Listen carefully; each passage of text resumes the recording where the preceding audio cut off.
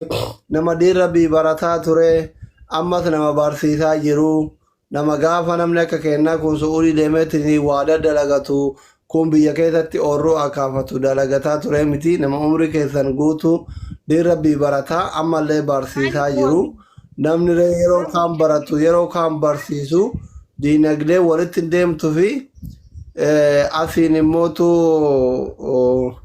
haadha manaa fuudhuuf deemaa jirtanii waan kana hawaasummaan osoo hubatee anillee akka yaada kiyyaaf makilleen reef kanaayyuu haasayaa turre wal bira turre ustaaza keenya kana osoo sagantama xiqqoo wayii qabnee fi homa xiqqoo wayii waan yaadannoo walitti daddarbinee fi dhoofsisa jennaan jira amma akkuma aadatitti naannoo hundaayyuu hin jira gaafa hiriyyaan kee tokko fuudhu yookiin hiriyyaan ta'e akka heerumtu dubartiin kun waan mana keessatti nyaata itti nyaatan kana nyaata itti nyaatan injiraami leematii jedhanii gilgilii jedhanii qorii jedhanii maankaa cilfaa waan akkas akkasii haga saamunaan ba'utti hiriyyoonni fiddee gaaf dubartiin heerumtu kun geegawoo walitti qabamee wanni sun kennamaaf mana keessatti ittiin tajaajilamti haga saamunaan ba'utti kennamaaf warra dhiiraa immoo gaafa dhiirri fuudhu uffata bitanii fi ibin haga maarra biyyaniin beeytanii isin baratan kun hin jiru ka bara nuti fuunu bara dargii kun hin jiru huccuu akkatti cabsaniitiin kisi kaatan takka jira maarrabii jedhamti afaan oromooti waan isin beeku maarrabii kun maarrabii bitaa fi kun shaamizii jalaa bitaa fi kun karabaataa bitaa fi kun manaxirii bitaa fi kun immootu baatirii bitaa fi baatirii halkan san ibsatu bitaa fi gaafa immootu fuudhanii manatti garan ganama dhoofsisa jira dhoofsisaan abbaan lafa mana irratti ijaaratu kennaa fi ka qonnaa kennaa fi hiriyyoonni birrii walitti buusanii fi hagomnaatiin kumaan 200 abbeeran jibicha kennaa fi sa'a kennaa fi hoolaa kennaa fi akkasitti gosti isaa hiriyyoonni isaa hunduu mushurraadhaaf kennaa kennan jechuudha. So bara kana immoo kennaan suni duri sun duri ammallee jiraachuu mala biyyatti amma immootu nama akka keessanii nama umrii isaa barumsarratti fixee ergasii immootu barsiisuu eegalachumaan osoo jireenya dhuunfaa ofii jedhan deemin nama hawaasaaf jiraatu kana kan duraan haasaa turre aadaadha ganda hunda keessa jira naannoo hunda jira dhiyeenya kana immoo namni jabaan kee tokko ka yoo xiqqoo harki qaqal'atu yoon hojiin hojjetin barumsarra jiraate barsiisaa jiraate hawaasummaan kib walitti jedhee sagantaa wayii qabatee $150 walitti daddarbee kun makiinaa guyyaa sanii kireessee fi kun uffata guyyaa sanii bitee fi kun meekaappii mushurraa danda'ee kun uffata gurbaa danda'ee maal danda'ee waan ittiin maal jedhan aadaa hawaasni kana irra dhufee akkasitti guyyaa namaa walii bareechan hawaasa arjaa kana qabdanii hawaasa barataa turtanii hawaasa barsiisaa jirtanii obboleewwan keenya ilmaan keenya barsiisaa jirtanii waan kanarratti humni keessan akkamii ummanni kun osoo jab isinitti jedhee haadha manaa keessatti isin waliin gahe yaaduma jedhu anaaf makiirree fi kan mari'ataa turre waan kana isin nama humna qabu moo fuudhu fi akkuma anaaf makiin tilmaamaa ture kana rakkinni mana keessa jira moo waan kana ummata ifa godhaa yoo rakkinni xiqqoo waan kana kanarraa humna isin dhoowwu jiraate ummatatti himne sagantaa wayii isin qabne aluuza keessan kana milkeessuu barbaannetti ustaadha. Yaa. Coba. Ulfaadhaa galatoomaadha. Ani akka nama tokkootitti alhamdulillahi barumsa diinii keessallee turu. Ani waa heddullee aslii waa hedduu kaasuu hin barbaadu. Garuu roorroo wanta naatti dhagahamte imimmaan ummaan tiyya. Waan achirraa akka malee qalbii ishiin cabsisan qofaatitti natti dhagahame. Sababbiin maal osoo nu bisilaa ka dandeessu taate qaatamiyyoo tanallee naa galchitee aruujallee waa hundallee naa guutee silaa ayyee jechuutu urte walaakin immoo waa hedduu kaasuu hin barbaadu dhiifama aslii kiyya osoo waa heddullee haasa'uu barbaade natti ulfaatti akka hawaasni walumaa galatti na cinaa dhaabbatanii na gargaaranii miyyoo san akkan galfatuu danda'utti akka naamijjeessan barbaade ngas. hawaasa kiyya qaaliif gaarii dhageettanii ustaadni keenya nama umrii isaanii barataa turanii nama she'aaf mawwatar irratti barataa turanii odoo goggoruu baadhee ammallee mootuu nama barsiisaa jiranii. So namni gaafa daa'imummaa barate amma gizee humna qabu kanallee barsiisaa jiru hin beektan kiisin isaa duwwaadha doomni isaa duwwaadha gargaarsuma rabbiitii fi hiriyootatti dhiyaatanii maatiin jiraataa jechuudha isinii galee miti isinuu uf beektan jechuudha. Dalagaa fi barumsi dalagaa fi barsiisuu walirratti hin deemu waan ta'eef soo kanaaf obboleewwan kiyya ka dhiiraaf dubartii warri as jala jirtan asii nama 1,000 boyin jirtan makii jala jirtan ustaaza jirtan ustaaza keenya kana waan dandeenyuun kenna kennineefi jechuudha doolaara 50 dhibbaan sanii gadilleen sanii olleen ta'u waan humna kennatiin ustaaza keenya kana bira dhaabbannee obboleettii teenna booniyyee fi ustaad keenya Muhammad Bayaan walitti haafinnu namni nama lama wal jaalatu lama walitti ijaare akka waan addunyaa tana guutuu nama addunyaa kana guutuu jiru walitti ijaareeti namni nama lama addaan diiga rabbiif nama biratti illee diigamaadha hin beektan akkuma addaan diiguun sharrii qabdu nama wal jaalatu walitti fiduun ruhaa wal jaalatu lamaan waliin ga'uun kahirii qabdi gammachuun jarri lamaan gammadan isinii galee miti addunyaattis jaras gammachiiftee hiriyoota jaras gammachiifte harmee isaanii sanis gammachiifte akiratti illee itti gammadda rabbiin bira illee itti argadda qalbii jaraa argitee isiin mana biyya arabaati isaan biyya keessa ruhaa wal dheebotu tasilaa amma sa'a qaraasisan sa'aatii salaatan sa'aatii makfiraa godhan hin beektan ruhaa nama jaalatan isin uf beektanii jaalalli maqaa akka ta'e warri jaalatee arge hin beeka warra akka makkii irra cabsii irra marsiiru ka jaalan beekne kana malee hundi keessa warra jaalala beeku soo kanaaf obboleewwan kiyya ka dhiiraaf dubartii as jala jirtan ustaaza keenya kana waan bareedaa wayii walitti qabnee fi namni gaafa fuudhu ilmoo argataa jaartin dibata barbaaddi uffata barbaaddi mana keessa galtu barbaaddi algaa irra raftu barbaaddi waan nyaattu barbaaddi waan irratti nyaattu barbaaddi waan irra raftu barbaaddi soo wanni kana hunda mallaqa barbaada guyyuma sanuu guyyaan isaanii bareeduu fi mallaqa barbaada kanaafi ustaaza keenya kana sagantaa wayii qabnee fi yoo itti fuune guyyaa isaanii bareechineefoo afaanumaa yooma isaan asirratti waa jedhan ajandaa godhachuu osoo hin taane yoo isaan jaalala haadha manaa isaanii ibsatan akkana jedhe osoo hin taane osoo ustaaza keenya kana sagantaa wayii qabneefi isaaniif haadha manaa isaanii waliin geenne gizee boqonnaa qaban jaartii ofii bashannansiisa yeroo jaartii ofii biraa bayan immootu ilmaan keenya nuu barsiisanii hoo akkam jettan ummata yaanni kun isinii ta'e hundi keessan dhugaa jedhaa jirtu yoomitti isinii goona koomentii barreessa sagantaa yoomitti isinii qabna namni amma faamilii kiyya jala doolaara 100 ka'anuuf qabee jiruun inni jira akkuma warra yeroo jira sagantaa yoomitti isinii qabnu ummata sagantaa yoomitti isinii qabnu نوفتا إيرا برا أرجعت والله يوم تسني كم عندي كذا نوفتا يتشاجرتو يوم تسني كم بورو إفتان جمان يوم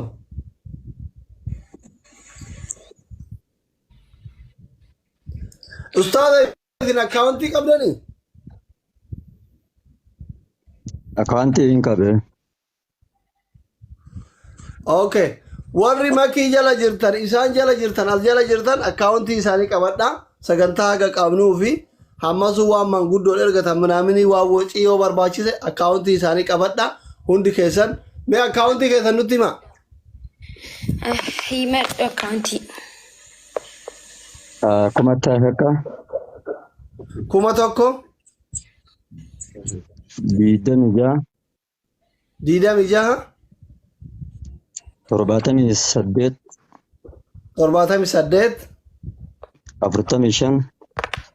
26 78 45 18 qabatanii mee koomentii irratti warri bareedan qabatanii uummata qashtii qabatanii kuma takka 26 78 45 18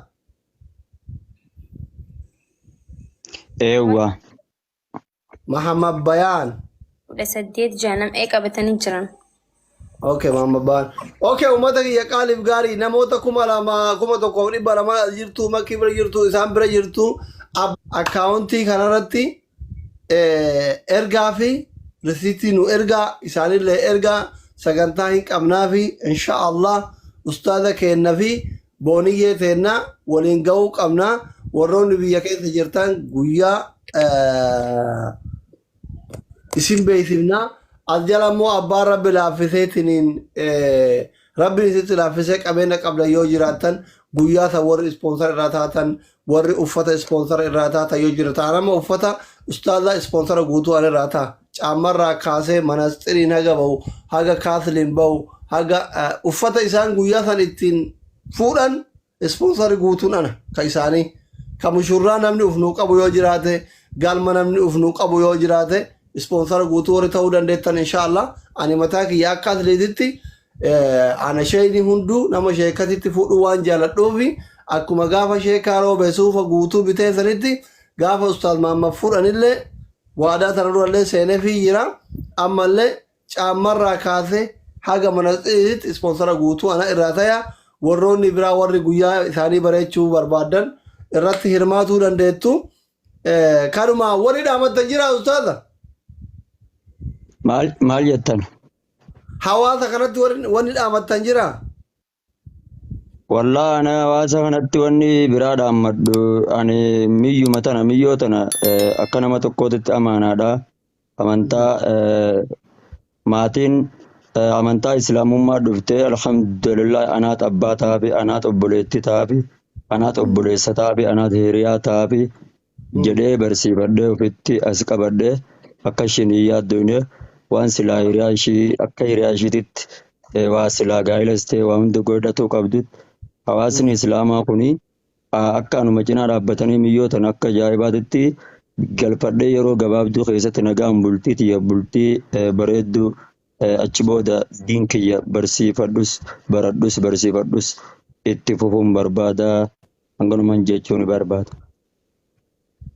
Tole bakka bareeda ummanni guutuu yaada kana jaalatee raaga ammaa koomentii jalatti yaada mormiin agarree guyyaa nuti tole anaaf makii waliin mari'annee sagantaa isinii qabnee waan rabbii nu dandeessise hawaasa keessa irraa walitti isinii qabnee namni hedduun irraa silaa jira. Akkasitti Dooktar Anilleen kan dubartii ka'isiidha jechuun Anilleen ispoonsara ni taaf.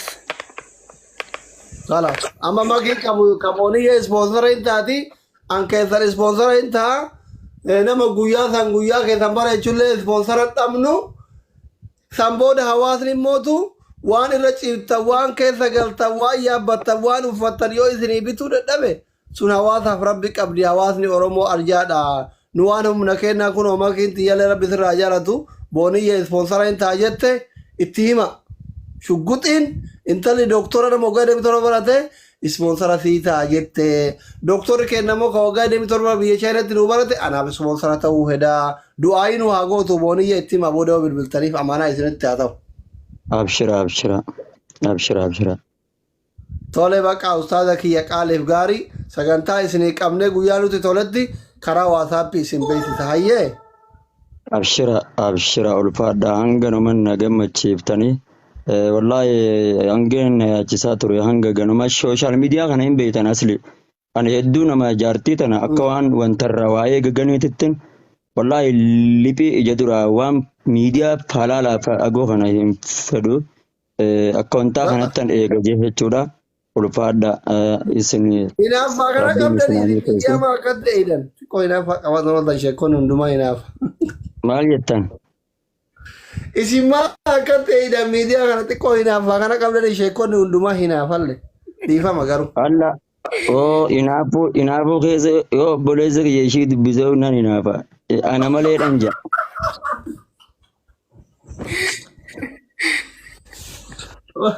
والله ما بكاني كي والله ربي في علامة إن شاء الله سيجار والله سيجار تفوتنا والله هكذا كنوان بيتي سيمفيني قمتشو خيسا لا والله تفوتنا والله أبشر الفرد kabajama Ayyee.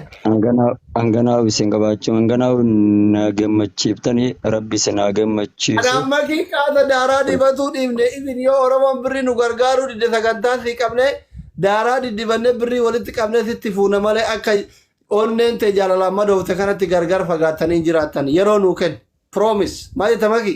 Yaa wallaahi dhugaadha. Yoo Oromoon birrii nutti kennuu didde siif gaafannee anaaf makiin daaraa dibatu erga dhiifne waggaa geenne itti deebinee daaraa dibannee walitti qabnee doolaara 4,500 akkasitti fuune gaaf rakkanne rabbii kennatti himanna nuti siif jecha ijoollee wal jaalattu lamaan. Yaa nuti wallaahi nuti qabaannee Rabbiin kuuxulfannaayyuu anuuf sii qabeera yoo Oromoo irraa maallaqa qabe anaaf makii kun makii waan ajaa'ibu abshir. Wallaahi. Walitti dhuftanii jechuudha. Abshira ulfaadhaa galatoomaadha kabajama inshallah rabbiin isin haa milkeessu kabaja rabbiin isinitti haa Hayyee bakka galatoomaa ka. abshira ulfaadhaa galatooma. Yoo boolaa jarrure. Maal jettan? Isin yoo miti amma osoo rabbiin laaffisee uummanni Oromoo kun yoo qajeele arjaadha. Torbaanuma kana keessa waa walitti isinii daddarbanii boonniyyeen mallayni argamnaan galuuf qophiidha biyyatti. Yaa san gaafadhaanu san gaafachuu kee. Yaa siliqiyya wallaahi ani akka rabbi malee hin taatu wayi silaa gammachuutiyya hangana jedhee waan hin ibsuun qabu sila. Okay, amma isiin galuudhaaf akkamirree hin beekamne jechuudha. Ishiin galuudhaa miti yaa siliqiyya isinii meetan jira ishiidhaa bar ishiidhaa galuudhaa miti. Ta'ishiidhaa yoo isinummaan uummanni Oromoodhaa kun ammumatti isin cinaa dhaabbanna yoo je'an rakkoon qabu ta'ishiidhaa asli haalli hundi miijannaan jehee jechuudha. Hayyee bakka inshaallah ni mijjata rabbii galitti isinillee du'aa godha. Inshaallah. Akkana jee namni gaariin tokko Saadiqee jedhama. Nama uummata Oromoo asirratti gargaarsa adda addaa irratti gargaaruudhaan beekamudha. Fooloon adeebisiisin jechuun jira nama si gargaaru. Saadiqii fooloo deebi Saadiq Abdullaahi. Abbaa miskiina. Achira inshaallah. Gizee inni mana akkana jooyin godhu leebiliin akkana barraa'ee dhufa 38 fooloo deebisiif. Deebisiif. Libjee addufee kute yoo nan bahee deebisee malee. Akkasitti beeksisa. Akkaawuntiin haftaami nama bira seenu shagagawu jedhee dhufa waan wannoo wayii halluu 38 lakkoofsa 38 qaba Saadiqeen. Bahee jira yoo na adii jala seenee deebisee malee. Saadiqee deebi. Saadiq Abdullaahi je'umi. Saadiq Abdullaahi. Abshira. Mangistii akkam? Guyyaa sanbattan lamaanii tokkorra inshaallah waa rabbi laaffise walis sii qabna. Atiif booniyyeen wal argitan nuti takka uummata keenya gaafannee itti saalfannee hin beeynu teessan tun immoo rabbiif jecha akkasii walitti dhuftan feena namni jaarsaaf jaartii walitti fide rabbii nama biratti illee jaalatamaadha. Inshaallah du'aayii godhii si gargaarra. booniyyeefsi wal si agarsiifna ishii. Abshira ulfaadhaa kabajama galatooma rabbi sinaa kabaju. Waan isin nagaan tura waan dhaabbatan yoo jiraatan nutti dhaamadha akka obboleewwan keessan. Wallahi wanni dhaammaddu ani warri amma duras suuraa tiyyaa sheeka booniyyee minaamini jettanillee natti hanjama gootanillee wallahi rabbiif jecha irra isinii dabreen jira rabbumaaf jecha dhiifama isinii godheetan jira. Isin guyyaa namoota hedduu jira kan nutti qoosee gara fuula rabbii deeme hedduu jira. Wallahi dhiifama isinii godheetan jira rabbumaaf jecha onnee qulqulluudha. Namni viidiyoo achi jalaa qabdulleen dhiifamallee isin godheetan. Kan namni dhufee koomentiidhaan jechaan naan jedhu ma fakkeenyaaf ati viidiyoo dhagallakkiftaa viidiyoo san jalatti namni 100 dhufee na arrabsa nama sanii faraqaa ta'eetiif jecha waan namni isin qixaatamuuf hin qabu. Dhiifama isinii godheetan jira Oromoota yoo hundummaan keessaniitu isin jechuu barbaade. Rabbi isinii haadhiisu. Ijoolleen shamarranii baay'een ustaasni kun nama gaariidha. Jaartii lammaffaa na haa dabalatu manallee qaba makiina qaba birrii qaba yaa'iru koomentii jalatti dabalachuu kana silaa sheekonni arbaa oturuu taa'etti maal jettan isin waa'ee dabalachuu kana. والله أني وايد أنا نتي أسوي منا qaama kiyya kana osoo akka shonkurtaatti cicciranii buusaa godhatanii nyaatanii irra na wajjin. Saaliyaa takka jira mucayyoo wayii mucayyoo imaana qabdu saaliyaa dedoo jennaan jirti. Ustaazni kun na haadha baratuu jedhaa jirti anaan immoo Saaliyaa dhiisi suuraaleen jannataatu dhuftee haa jettu. Kalas. Amma booniyyeen tun eebba qabneera buma eebbise. Hayyee bakka ustaaza kiyya sirriitti haa tolu walitti deebina ishii yeroo gaarii qabaadha. Absira ulfaadha. Kabajama maayikii hundi keessan ulfaadha mana Oromoo hundinuu kabajama ulfaadha. Hayyee taate ulfaadha.